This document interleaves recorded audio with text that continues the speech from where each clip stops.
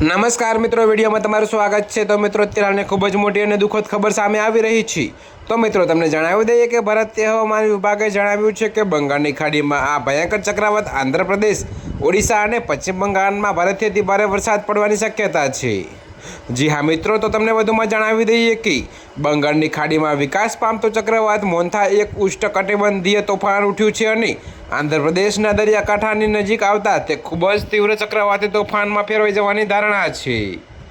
જી હા મિત્રો, તો હવામાન વિભાગ અનુસાર ચક્રવાત મોન્થા મંગળવાર એટલે કે 28 ઓક્ટોબર 2025ની સાંજે અથવા રાત્રે આંધ્રપ્રદેશના કાકીનાડા દરિયાકાંઠા નજીક લેન્ડફોલ કરે તેવી શક્યતા છે। જો કે મિત્રો, IMDએ આ ગંભીર ચક્રવાત અંગે ઘણા રાજ્યો માટે ચેતવણી જારી કરી છે।